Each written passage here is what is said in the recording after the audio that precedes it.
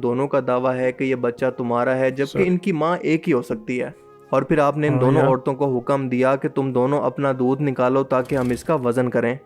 اور جب ان دونوں عورتوں نے اپنا دودھ کا نمونہ پیش کیا تو امام علی علیہ السلام نے دودھ کو تول کر اعلان کیا کہ جس عورت کے دودھ کا وزن زیادہ ہے دراصل وہی بچے کی اصل ماں ہے، کیونکہ اصل ماں کا دودھ بچے کی جسمانی ضروریات کے مطابق ہوتا ہے اور فطرت اس کو زیادہ بناتی ہے۔ سو جب وزن کیا گیا اوکے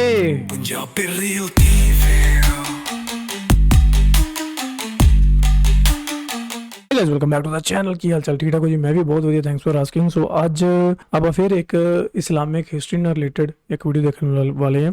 ਸੋ ਬਹੁਤ ਸਾਰੀ ਆਡੀਅנס ਹੈ ਬਈ ਜਿਹੜੀ ਕਹਿੰਦੀ ਹੈ ਕਿ ਭਾਜੀ ਬਹੁਤ ਵਧੀਆ ਲੱਗਦਾ ਕਿ ਜਦੋਂ ਤੁਸੀਂ ਇਸਲਾਮਿਕ ਵੀਡੀਓਜ਼ ਤੇ ਰਿਐਕਸ਼ਨ ਬਣਾਉਂਦੇ ਹੋ। ਸੋ ਦੇਖੋ ਯਾਰ ਵੀਡੀਓਜ਼ ਬਹੁਤ ਸਾਰੀਆਂ ਕਿਊਜ਼ ਦੇ ਵਿੱਚ ਹੈ, ਮੈਂ ਤੇ ਮੇਰੀ ਟੀਮ ਅਸੀਂ ਬਹੁਤ ਮਤਲਬ ਡੈਡੀਕੇਸ਼ਨ ਨਾਲ ਲੱਗੇ ਰਹਿੰਦੇ ਹਾਂ ਕਿ ਅਸੀਂ ਕਿਹੜੀਆਂ ਵੀਡੀਓ ਤੇ ਰਿਐਕਸ਼ਨ ਕਰੀਏ, ਬੜੀ ਮਤਲਬ ਧਿਆਨ ਦੇ ਨਾਲ ਅਸੀਂ ਚੂਜ਼ ਕਰਦੇ ਹਾਂ ਵੀਡੀਓਜ਼, ਠੀਕ ਹੈ। ਤਾਂ ਉਹਦੇ ਵਿੱਚ ਨਾ ਹੁਣ ਕਈ ਵਾਰੀ ਕੀ ਹੁੰਦਾ ਵੀ ਇੱਕ ਜਿਵੇਂ 4 ਦਿਨ ਅਸੀਂ ਇਸਲਾਮਿਕ ਹਿਸਟਰੀ ਨਾਲ ਰਿਲੇਟਡ ਵੀਡੀਓਜ਼ ਹੁਣ ਅਪਲੋਡ ਕਰ ਰਹੇ ਹਾਂ। ਉਸ ਤੋਂ ਪਹਿਲਾਂ ਕਾਮੇਡੀ ਵਾਲੀਆਂ ਚੱਲ ਰਹੀਆਂ ਹੁੰਦੀਆਂ, ਫਿਰ ਕਦੇ ਪੋਲੀਟੀਸ਼ੀਅਨਸ ਵਾਲੀਆਂ ਚੱਲ ਰਹੀਆਂ, ਕਦੇ ਟ੍ਰੈਂਡਿੰਗ ਟੌਪਿਕਸ ਤੇ ਚੱਲ ਰਹੀਆਂ। ਸੋ ਦੈਟਸ ਵਾਈ, ਠੀਕ ਹੈ। ਪਰ ਲੋਕ ਦੇਖੋ ਸਭ ਤਰ੍ਹਾਂ ਦੇ ਲੋਕ ਹੁੰਦੇ ਆ ਜਿਨ੍ਹਾਂ ਨੂੰ ਕਿਸੇ ਨੂੰ ਕੁਝ ਕੰਟੈਂਟ ਪਸੰਦ ਹੈ, ਕਿਸੇ ਨੂੰ ਕੁਝ ਕੰਟੈਂਟ ਪਸੰਦ ਹੈ। ਪਰ ਦੇਖੋ ਮੈਂ ਤੁਹਾਨੂੰ ਕਿਸੇ ਨੂੰ ਵੀ ਨਾ ਮਤਲਬ ਡੀਮੋਟੀਵੇਟ ਨਹੀਂ ਕਰੂੰਗਾ, ਜਾਂ ਮੈਂ ਕਿਹੜਾ ਸ਼ਬਦ ਹੋਊਗਾ ਵੀ ਮੈਂ ਮਤਲਬ ਮੇਥੋਂ ਤੁਸੀਂ ਨਾਰਾਜ਼ ਨਹੀਂ ਹੋਣਾ, ਠੀਕ ਹੈ। ਕਿਉਂਕਿ ਮੈਂ ਸਭ ਨੂੰ ਖੁਸ਼ ਕਰਨ ਦੀ ਕੋਸ਼ਿਸ਼ ਕਰਦੇ ਹਾਂ ਅਸੀਂ ਵੀ ਸਭ ਦੇ ਪਸੰਦ ਦੀਆਂ ਵੀਡੀਓਜ਼ ਬਣਾਈਏ, ਠੀਕ ਹੈ। ਉਹਦੇ 'ਚ ਕਾਮੇਡੀ ਵੀ ਹੈ, ਉਹਦੇ 'ਚ ਰਿਲੀਜੀਅਸ ਵੀ ਹੈ, ਉਹਦੇ 'ਚ ਪੋਲੀਟੀਸ਼ੀਅਨਸ ਦੀਆਂ ਟ੍ਰੈਂਡਿੰਗ ਹੈ ਜਾਂ ਵਟਐਵਰ ਜੋ ਵੀ ਹੈ, ਠੀਕ ਹੈ। ਤਾਂ ਮਤਲਬ ਚੈਨਲ ਤੇ ਬਣੇ ਰਿਹਾ ਕਰੋ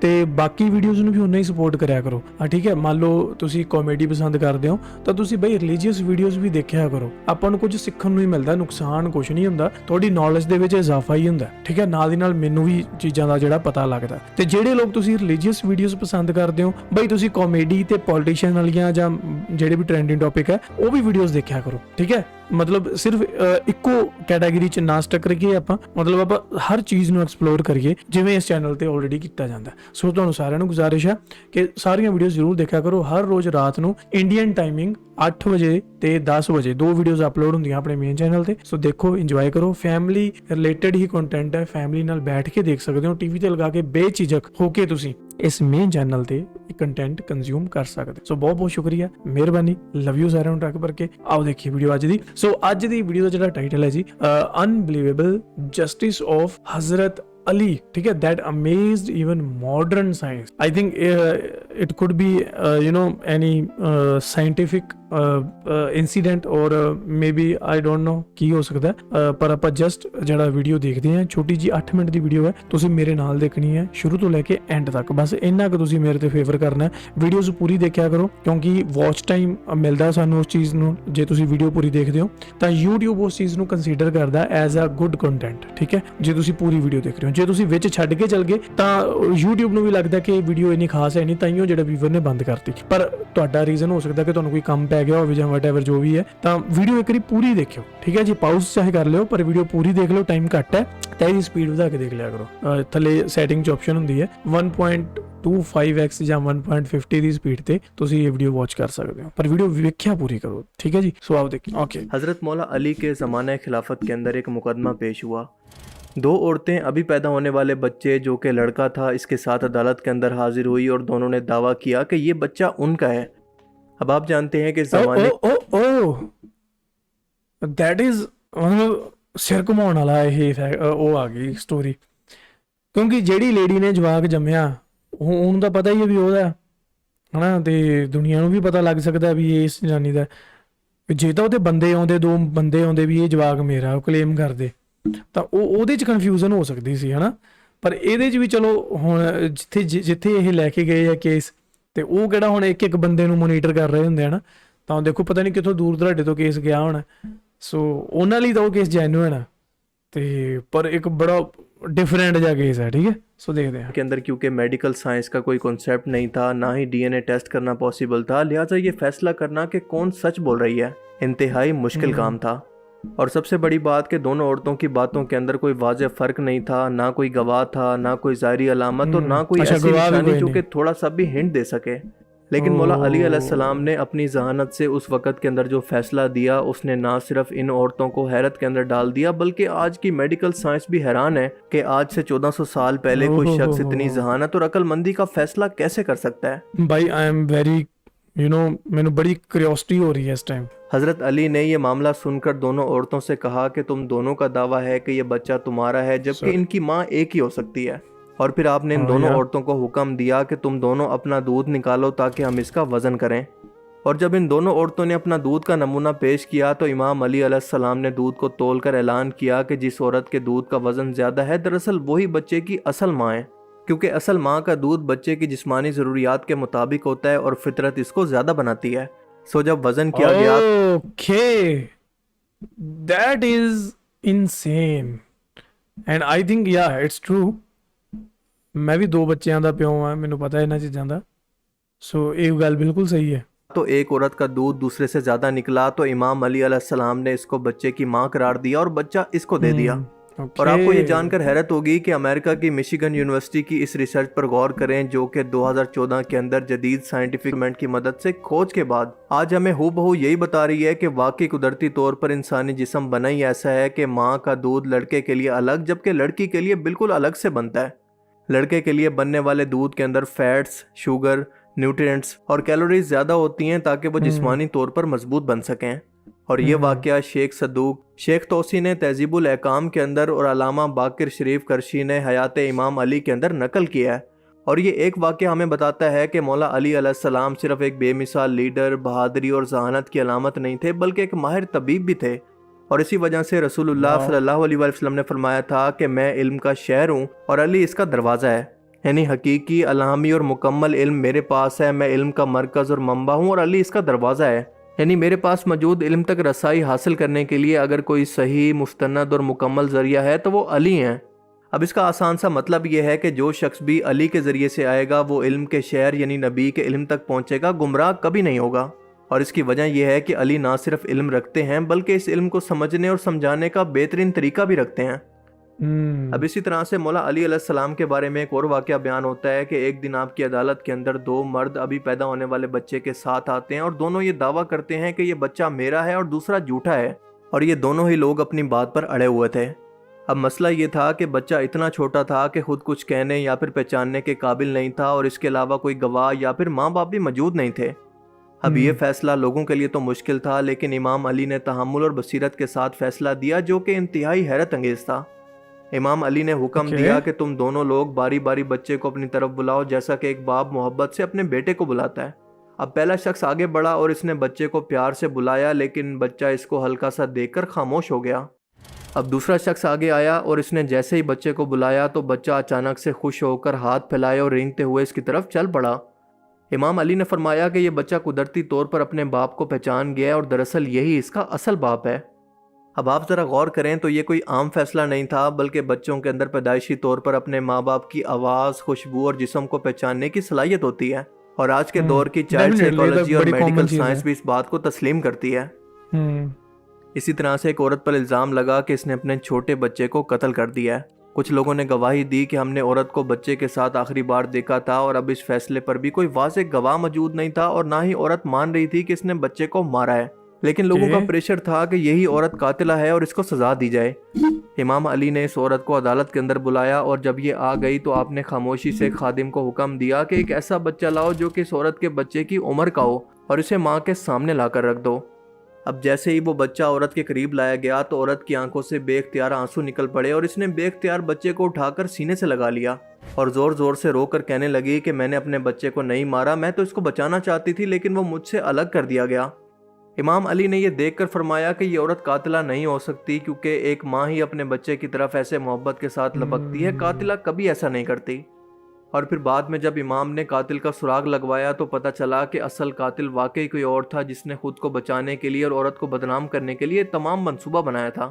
اور مولا علی علیہ السلام کی ذہانت کی وجہ سے سوسائٹی کے پریشر کے باوجود بھی کسی بے قصور کو سزا نہیں ملی۔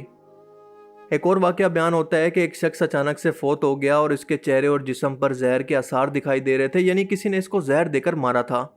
اب اس معاملے کی چھان بین کی گئی تو پتہ چلا کہ اس نے آخری بار کسی کے ساتھ کھانا کھایا تھا اور مرنے سے پہلے اس کے آخری الفاظ یہ تھے کہ مجھے کھانے کے اندر کچھ زہریلا محسوس ہو رہا ہے۔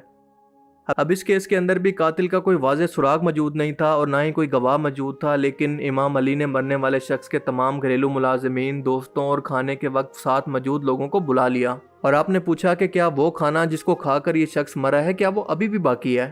لوگوں نے کہا کہ جی ہاں، تھوڑا سا کھانا بچا ہوا ہے۔ حضرت علی نے فرمایا کہ سب لوگ باری باری وہی کھانا کھائیں جو کہ مرنے والے نے آخری بار کھایا تھا۔ اب یہ سن کر سب لوگ خاموش تھے، لیکن جیسے ہی کھانے کو قریب لایا گیا تو ایک شخص کا چہرہ پیلا پڑنے لگا اور وہ گھبرا کر پیچھے ہٹنے لگا، تو امام نے فوراً فرمایا کہ یہی قاتل ہے، کیونکہ اگر یہ بے گناہ نہ ہوتا تو کھانے سے اس طرح سے نہ ڈرتا۔ اب تفتیش کی گئی تو معلوم ہوا کہ واقعی اس شخص نے کسی ذاتی رنجش کی بنیاد پر کھانے کے اندر زہر ملا دیا تھا، اور امام علی نے بنا کسی گواہ کے جبر یا پھر تشدد کا سہارا لیے بغیر اس کو ایکسپوز کر دیا۔ اب اس کام کے لیے انہوں نے انسانی فطرت اور خوف کو آزمائش کا ذریعہ بنایا، اور قاتل کا لاشعوری خوف ہی اس کی زبان بن گیا۔ اور آپ کو بتاتا چلوں کہ آج بھی یہ طریقہ کار بیہیویئر سائیکالوجی اور لائی ڈیڈکشن کے اندر استعمال ہوتا ہے۔ ڈیفینیٹلی۔ اب یہ اگلا واقعہ جنگ صفین کے بعد کا ہے، جب امام علی علیہ السلام اور امیر شام حضرت معاویہ کے درمیان جنگ ہوتی ہے، اور جب حضرت علی کی فوج فتح کے قریب پہنچتی ہے تو معاویہ کی فوج نے قرآن نیزوں پر بلند کر کے جنگ کو روکنے کی درخواست کی۔ اب کچھ لوگوں نے یہ دیکھ کر امام علی پر دباؤ ڈالا کہ جنگ روک کر قرآن کے مطابق فیصلے پر راضی ہو جائیں، کیونکہ اللہ فرماتا ہے کہ جب مسلمانوں کے دو گروہوں کے درمیان کوئی جنگ ہو تو قرآن سے اس کا فیصلہ کرواؤ۔ اب امام علی علیہ السلام یہ بات اچھی طرح سے جانتے تھے کہ یہ ایک چال ہے تاکہ ان کی فوج کے اندر پھوٹ پڑ جائے، لیکن اپنی فوج کی ضد کی وجہ سے آپ نے یہ ریکویسٹ قبول کر لی۔ لیکن بعد میں وہی ہوا، کیونکہ وہی لوگ جو کہ امام کو ثالثی پر مجبور کرنے والے تھے بعد میں کہنے لگے کہ آپ نے اللہ کے حکم کی بجائے انسانوں کے فیصلے کو مانا، آپ نے کفر کیا۔ یعنی ان کے مطابق اللہ کا قرآن کہتا ہے کہ حق و باطل کا فیصلہ اللہ کرے گا، لیکن آپ علی نے دو انسانوں ابو موسیٰ اشعری اور عمرو بن عاص کو ثالث مقرر کر کے اللہ کے حکم کو چھوڑ دیا، یعنی آپ نے کفر کیا۔ اللہ کے حکم کو چھوڑ کر انسانوں کی بات کو اہمیت دینا ان کے مطابق شرک یا کفر تھا، لہٰذا یہ گروہ خوارج کہلایا، اور انہوں نے امام علی علیہ السلام کے خلاف بغاوت کر دی، اور انہی لوگوں سے امام علی علیہ السلام نے جنگ نیروان بھی لڑی، ان کو شکست دی اور ان کے جنازوں پر کہا کہ ان کو برا مت کہو کیونکہ ان کو قرآن کی تعویل کی غلطی لگی ہے، لیکن یہ پھر بھی ہمارے بھائی ہیں۔ اس وقت خوارج کے اعتراض پر مولا علی نے ایسا جواب دیا جو کہ آج بھی انسانوں کی عقل کو دنگ کر دیتا ہے۔ آپ نے فرمایا کہ قرآن صرف ایک کاغذ ہے، اس کے اندر لکھے ہوئے الفاظ خود نہیں بول سکتے، اور قرآن کو انسان ہی سمجھتا ہے، اور میں وہ ہوں جو کہ اس قرآن کی صحیح تفسیر اور اس کا مطلب جانتا ہوں۔ نہج البلاغہ خطبہ 18 سے 124۔ اور بالکل قرآن پاک کے اسی علم اور تفسیر کو جاننے کی وجہ سے ہی اللہ کے رسول نے آپ کے بارے میں فرمایا تھا کہ علی علم کا دروازہ ہے، جس کسی کو بھی قرآن پاک کا مطلب سمجھنا ہے وہ علی سے بہتر ان کو کوئی نہیں بتا سکتا۔ اوکے جی، ایسے کیا ایک ویڈیو اینڈ ਬਹੁਤ ਹੀ ਵਧੀਆ ਤੇ ਇੱਕ ਅਮੇਜ਼ਿੰਗ ਜੋ ਇਹ ਵਾਕਿਆਤ ਸੁਣਾਏ ਇਹਨਾਂ ਨੇ, ਹਨਾ 3-4 ਸੀਗੇ ਘੱਟੋ ਘੱਟ ਵਾਕਿਆ, ਜਿਵੇਂ ਉਹਨਾਂ ਨੇ ਫੈਸਲਾ ਕੀਤਾ। ਤਾਂ ਆਈ ਥਿੰਕ ਇਹ ਜੋ ਇੰਟੈਲੀਜੈਂਸੀ ਸੀ ਨਾ ਉਹਨਾਂ ਦੇ ਵਿੱਚ, ਇਹ ਬਹੁਤ ਕਾਬਲੇ ਤਾਰੀਫ ਸੀ, ਐਂਡ ਉਸ ਜ਼ਮਾਨੇ ਦੇ ਵਿੱਚ ਇਹ ਚੀਜ਼ਾਂ ਨੂੰ ਸਮਝਣਾ ਬਹੁਤ ਹੀ ਕਾਬਲੇ ਤਾਰੀਫ, ਠੀਕ ਹੈ, ਬਹੁਤ ਐਕਸਟਰਾ ਆਰਡੀਨਰੀ। ਮੈਂ ਅੱਗੇ ਵੀ ਤੁਹਾਨੂੰ ਕਹਿਣਾ ਹੁੰਦਾ ਕਿ ਜੋ ਸਾਡੇ ਮੈਸੇਂਜਰ ਆਫ ਗੋਡ ਹੈ, ਜੋ ਸਾਡੇ ਗੁਰੂ ਸਾਹਿਬਾਨ ਹੈ, ਪੀਰ ਪੈਗੰਬਰ ਹੈ, ਉਹ ਐਵੇਂ ਹੀ ਨਹੀਂ ਉਸ ਸਿਚੁਏਸ਼ਨ ਦੇ ਵਿੱਚ ਜਾਂ ਉਸ ਹੈਸੀਅਤ ਦੇ ਵਿੱਚ, ਠੀਕ ਹੈ, ਉਹਨਾਂ ਨੂੰ ਉਹ ਸਪੈਸ਼ਲ ਸੀ, ਉਹ ਰੱਬ ਦੇ ਭੇਜੇ ਹੋਏ ਸਪੈਸ਼ਲ ਇੱਕ ਬੰਦੇ ਸੀਗੇ ਜਿਨ੍ਹਾਂ ਨੇ ਦੁਨੀਆ ਨੂੰ ਤਾਰਨਾ ਸੀ, ਦੁਨੀਆ ਨੂੰ ਸਿੱਧਾ ਰਸਤਾ ਦਿਖਾਉਣਾ ਸੀ, ਠੀਕ ਹੈ। ਐਂਡ ਉਹ ਸ਼ਕਲ ਹੈ ਨਾ ਜਿਹੜੀ, ਉਹ ਚੇਂਜ ਹੁੰਦੀ ਰਹੀ ਹੈ। ਮਤਲਬ ਇਹ ਨਹੀਂ ਕਿ ਇਕੱਲੇ ਇਸਲਾਮ ਦੇ ਵਿੱਚ ਹੀ ਇਦਾਂ ਹੋਇਆ, ਹਰ ਧਰਮ ਦੇ ਵਿੱਚ ਮਤਲਬ ਇਦਾਂ ਦੇ ਲੋਕ ਆਏ ਹੈ ਜਿਹੜੇ ਉਸ ਧਰਮ ਦੇ ਲੋਕਾਂ ਨੂੰ ਸਿੱਧੇ ਰਾਹ ਤੇ ਜਿਨ੍ਹਾਂ ਨੂੰ ਪਾਉਣਾ ਚਾਹਿਆ। ਪਰ ਇਹ ਤਾਂ ਹੁਣ ਪਾਰਟੀਕੂਲਰ ਇੰਡੀਵਿਜੂਅਲੀ ਲੋਕਾਂ ਦੀ ਸੋਚ ਹੈ ਨਾ ਕਿ ਉਹਨਾਂ ਨੇ ਉਹ ਸਹੀ ਰਸਤਾ ਚੁਣਨਾ ਸੀ ਜਾਂ ਨਹੀਂ ਚੁਣਨਾ ਸੀ, ਹਨਾ। ਜਿਵੇਂ ਆਪਾਂ ਅਕਸਰ ਜਦੋਂ ਆਪਾਂ ਇਸਲਾਮ ਦੀਆਂ ਵੀਡੀਓਜ਼ ਤੇ ਰਿਐਕਸ਼ਨ ਬਣਾਉਂਦੇ ਆ ਤਾਂ ਆਪਾਂ ਦੇਖਦੇ ਆ ਕਿ ਕਈ ਸਾਰੇ ਇਦਾਂ ਦੇ ਲੋਕ ਵੀ ਸੀ ਜਿਨ੍ਹਾਂ ਨੇ ਉਹਨਾਂ ਪੈਗੰਬਰਾਂ ਦੀਆਂ ਗੱਲਾਂ ਨਹੀਂ ਮੰਨੀਆਂ, ਉਹਨਾਂ ਦੇ ਰਸਤੇ ਤੇ ਨਹੀਂ ਤੁਰੇ। ਸੇਮ ਐਜ਼ ਹਿੰਦੂਆਂ ਦੇ ਵਿੱਚ ਵੀ ਬਹੁਤ ਸਾਰੇ ਇਦਾਂ ਦੇ ਪੈਗੰਬਰ ਆਏ ਆ, ਠੀਕ ਹੈ। ਨਾਮ ਉਹਨਾਂ ਨੂੰ ਅੱਜ ਕੱਲ੍ਹ ਭਗਵਾਨ ਕਿਹਾ ਜਾਂਦਾ, ਪਰ ਅਸਲ ਦੇ ਵਿੱਚ ਜੋ ਰੱਬ ਹੈ ਉਹ ਤਾਂ ਇੱਕ ਹੀ ਹੈ, ਪਰ ਉਹ ਭਗਵਾਨ ਦਾ ਰੂਪ ਆ। ਜਿਵੇਂ ਕ੍ਰਿਸ਼ਨ ਜੀ ਹੋ ਗਏ, ਠੀਕ ਹੈ, ਰਾਮ ਜੀ ਹੋ ਗਏ, ਤੇ ਉਸ ਤੋਂ ਪਹਿਲਾਂ ਜੇ ਗੱਲ ਕਰੀਏ ਵਿਸ਼ਨੂੰ, ਬ੍ਰਹਮਾ, ਮਹੇਸ਼, ਹਨਾ, ਤਾਂ ਇਹ ਸਾਰੇ ਨਾ ਉਹੀ ਹੈ। ਮਤਲਬ ਇਹ ਸੰਸਾਰ ਨੂੰ ਸਹੀ ਰਾਹ ਤੇ ਪਾਉਣ ਵਾਸਤੇ ਹੀ ਆਏ ਸੀ। ਸਿੱਖਾਂ ਦੇ ਵਿੱਚ 10 ਗੁਰੂ ਸਾਹਿਬਾਨ ਹੋ ਗਏ। ਸੋ ਇਹ ਐਕਸਟਰਾਆਰਡਨਰੀ ਸੀ, ਸਾਰੇ ਐਕਸਟਰਾਆਰਡਨਰੀ, ਮਤਲਬ ਆਮ ਇਨਸਾਨਾਂ ਤੋਂ ਬਹੁਤ ਉੱਤੇ। ਸੋ ਜਿਹੜੀਆਂ ਅੱਜ ਆਪਾਂ ਚੀਜ਼ਾਂ ਦੇਖੀਆਂ ਨਾ, ਇਹ ਸਾਈਕੋਲੋਜੀਕਲ ਬਿਹੇਵੀਅਰ ਹੁੰਦਾ ਜੋ ਇਨਸਾਨ ਦਾ, ਉਹਦੇ ਬੇਸ ਤੇ ਉਹਨਾਂ ਨੇ ਜਿਹੜੇ ਜਿੰਨੇ ਵੀ ਦੋਸ਼ੀ ਸੀ ਉਹਨਾਂ ਨੂੰ ਪਹਿਚਾਨਿਆ, ਗਿਲਟੀ ਕੌਣ ਆ ਉਹ ਪਹਿਚਾਨਿਆ, ਠੀਕ ਹੈ, ਤੇ ਵਧੀਆ ਫੈਸਲੇ ਕੀਤੇ। ਤਾਂ ਇਹ ਉਹਨਾਂ ਦੀ ਇੰਟੈਲੀਜੈਂਸੀ ਸੀ, ਉਹਨਾਂ ਦੀ ਸਿਕਸ ਸੈਂਸ ਸੀ, ਕਿ ਉਹਨਾਂ ਨੇ ਸਿਕਸ ਸੈਂਸ ਤਾਂ ਚਲੋ ਬਹੁਤ ਇੱਕ ਛੋਟਾ ਵਰਡ ਹੋ ਗਿਆ ਮੇਰੇ ਖਿਆਲ ਉਹਨਾਂ ਦੇ ਅੱਗੇ, ਪਰ ਮਤਲਬ ਉਹਨਾਂ ਦੇ ਉੱਤੇ ਕਿਰਪਾ ਸੀ ਉਸ ਰੱਬ ਦੀ, ਉਸ ਵਾਹਿਗੁਰੂ ਦੀ, ਕਿ ਉਹਨਾਂ ਨੇ ਉਸ ਚੀਜ਼ ਨੂੰ ਨਾ ਡਿਫਾਈਨ ਕੀਤਾ, ਉਹਨਾਂ ਨੇ ਸਮਝਿਆ ਤੇ ਲੋਕਾਂ ਦੇ ਸਾਹਮਣੇ ਜਿਹੜੀ ਉਹ ਚੀਜ਼ ਰੱਖੀ। ਤਾਂ ਜਦੋਂ ਲੋਕਾਂ ਸਾਹਮਣੇ ਇਹ ਚੀਜ਼ ਰੱਖੀ ਤਾਂ ਲੋਕੀ ਅਮੇਜ਼ਡ ਹੁੰਦੇ ਆ ਕਿ ਯਾਰ ਮਤਲਬ ਇਹਨਾਂ ਨੂੰ ਇਹ ਚੀਜ਼ ਕਿੱਦਾਂ ਪਤਾ ਲੱਗੀ ਹੈ ਨਾ। ਤਾਂ ਇਹ ਚੀਜ਼ਾਂ ਮਾਇਨੇ ਰੱਖਦੀਆਂ ਬਹੁਤ ਕਿ ਤੁਹਾਡਾ ਜਿਹੜਾ ਲੀਡਰ ਹੈ ਨਾ ਉਹਦੇ ਵਿੱਚ ਲੀਡਰਸ਼ਿਪ ਕੁਆਲਿਟੀਜ਼ ਹੋਣੀਆਂ ਚਾਹੀਦੀਆਂ, ਠੀਕ ਹੈ। ਕੋਈ ਵੀ ਬੰਦਾ ਲੀਡਰ ਨਹੀਂ ਬਣ ਸਕਦਾ, ਤੇ ਜ਼ਰੂਰੀ ਇਹ ਵੀ ਨਹੀਂ ਕਿ ਜਿਹੜਾ ਬੰਦਾ ਲੀਡਰ ਨਹੀਂ ਬਣ ਸਕਦਾ ਉਹ ਕੁਝ ਕਰ ਨਹੀਂ ਸਕਦਾ। ਉਹ ਹਰ ਇੱਕ ਬੰਦੇ ਦੀ ਆਪਦੀ ਅਹਿਮੀਅਤ ਹੁੰਦੀ ਆ, ਆਪਦਾ ਫੰਕਸ਼ਨ ਹੁੰਦਾ ਜਿਹੜਾ ਆਲਰੇਡੀ ਡਿਸਾਈਡਡ ਕਿ ਇਸ ਬੰਦੇ ਦਾ ਆ ਫੰਕਸ਼ਨ ਹੈ, ਇਹਨੇ ਆਪਦੀ ਇਸ ਜ਼ਿੰਦਗੀ ਦੇ ਵਿੱਚ ਇਹਨੇ ਆ ਤੀਰ ਮਾਰਨਾ, ਠੀਕ ਹੈ। ਤੇ ਉਹ ਤੀਰ ਉਹਨੇ ਮਾਰਨਾ ਹੀ ਮਾਰਨਾ, ਜੋ ਮਰਜ਼ੀ ਹੋ ਜਾਏ, ਜਿੰਨਾ ਮਰਜ਼ੀ ਮਤਲਬ ਜੋ ਮਰਜ਼ੀ ਪਰ ਲਓ ਆ ਜਾਏ ਭਲਾ, ਫਿਰ ਵੀ ਉਹ ਬੰਦੇ ਨੇ ਉਹ ਕੰਮ ਕਰਨਾ ਹੀ ਹੈ ਜੋ ਉਹਦੇ ਲਈ ਲਿਖਿਆ ਗਿਆ, ਜੋ ਉਹਦੇ ਲਈ ਡਿਸਾਈਡਡ ਹੈ, ਠੀਕ ਹੈ। ਇਹ ਜਿਹੜਾ ਆਪਾਂ ਕਹਿੰਦੇ ਆ ਨਾ ਕਿ ਉਹਦੀ ਮਰਜ਼ੀ ਦੇ ਬਿਨਾ ਪੱਤਾ ਨਹੀਂ ਹਿਲਦਾ, ਇਹਦੇ ਪਿੱਛੇ ਵੀ ਇੱਕ ਡੀਪ ਲੌਜੀਕ ਹੈ। ਇਹ ਸਿਰਫ ਆਏ ਨਹੀਂ ਕਿ ਜੋ ਹੁੰਦਾ ਰੱਬ ਹੀ ਕਰਾਉਂਦਾ, ਮਤਲਬ ਅੱਜ ਕੱਲ ਉਹ ਡੈਫੀਨੇਸ਼ਨ ਨਹੀਂ ਰਹੀ, ਠੀਕ ਹੈ। ਆਪਾਂ ਅੱਗੇ ਵੀ ਵੀਡੀਓਜ਼ ਦੇਖੀਆਂ ਹੈ ਕਿ ਇਹਦੀ ਡੈਫੀਨੇਸ਼ਨ ਕੁਝ ਹੋਰ ਹੈ, ਠੀਕ ਹੈ। ਹਾਂ, ਵਰਕ ਇਦਾਂ ਹੀ ਕਰਦੀ ਆ, ਆਮ ਭਾਸ਼ਾ ਦੇ ਵਿੱਚ ਅਸੀਂ ਲੋਕਾਂ ਨੂੰ ਇਹੀ ਗੱਲ ਸਮਝਾਉਣੀ ਹੈ ਕਿ ਉਹਦੀ ਮਰਜ਼ੀ ਦੇ ਬਿਨਾ ਪੱਤਾ ਨਹੀਂ ਹਿਲਦਾ, ਪਰ ਇਹਦਾ ਮਤਲਬ ਇਹ ਨਹੀਂ ਆ। ਉਹ ਰੱਬ ਨੇ ਆਪਾਂ ਨੂੰ ਦਿਮਾਗ ਵੀ ਦਿੱਤਾ ਕਿ ਤੁਸੀਂ ਆਪਦਾ ਦਿਮਾਗ ਵੀ ਲਗਾਉਣਾ ਹੈ। ਜੋ ਵੀ ਤੁਸੀਂ ਐਕਸ਼ਨ ਲੈਣੇ ਆ ਨਾ ਉਹਦੇ ਰਿਸਪੌਂਸੀਬਲ ਤੁਸੀਂ ਖੁਦ ਹੋ। ਹਾਂ, ਆਪਾਂ ਇਹ ਕਹਿ ਸਕਦੇ ਹਾਂ ਕਿ ਉਹ ਜਿਹੜਾ ਰੱਬ ਹੈ ਨਾ ਉਹ ਜਾਣੀ ਜਾਣ ਹੈ, ਉਹਨੂੰ ਪਤਾ ਹੈ ਕਿ ਤੁਹਾਡਾ ਐਕਸ਼ਨ ਕੀ ਹੋਣ ਵਾਲਾ, ਠੀਕ ਹੈ। ਇਨ ਦੈਟ ਵੇ ਸਮਝੀਏ ਤਾਂ ਜਿਹੜਾ ਆਪਾਂ ਕਹਿੰਦੇ ਆ ਨਾ ਕਿ ਉਹਦੀ ਮਰਜ਼ੀ ਤੋਂ ਬਿਨਾ ਪੱਤਾ ਨਹੀਂ ਹਿਲਦਾ, ਉਹਦੀ ਮਰਜ਼ੀ ਦੇ ਵਿੱਚ ਆਪਣਾ ਜਿਹੜਾ ਦਿਮਾਗ ਹੈ ਨਾ, ਆਪਣੇ ਦਿਮਾਗ ਨੇ ਕੀ ਫੈਸਲਾ ਲੈਣਾ ਇਹ ਆਲਰੇਡੀ ਉਹ ਡਿਸਾਈਡਡ ਆ, ਆਲਰੇਡੀ ਉਹ ਪਤਾ ਰੱਬ ਨੂੰ ਕਿ ਆਪਾਂ ਆਹ ਫੈਸਲਾ ਲੈਣਾ, ਕਿਉਂਕਿ ਆਪਣੀ ਔਕਾਤ ਹੀ ਉਨੀ ਕਾ, ਆਪਣਾ ਦਿਮਾਗ ਹੀ ਉਨਾ ਕਾ, ਠੀਕ ਹੈ।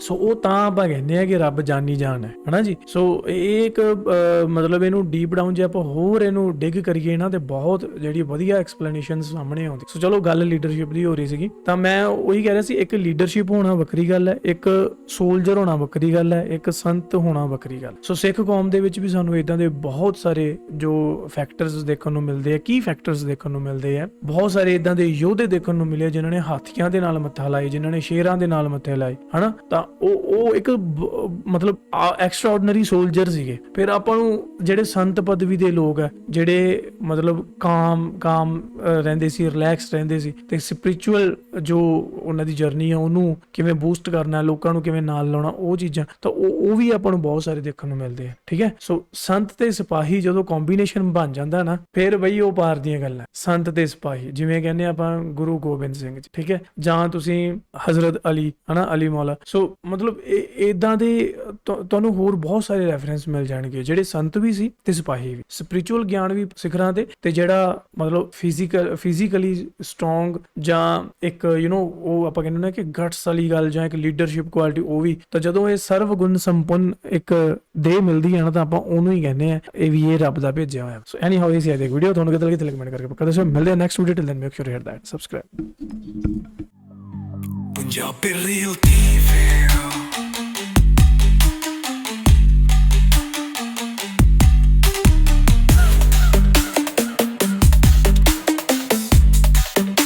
ਪੰਜਾਬੀ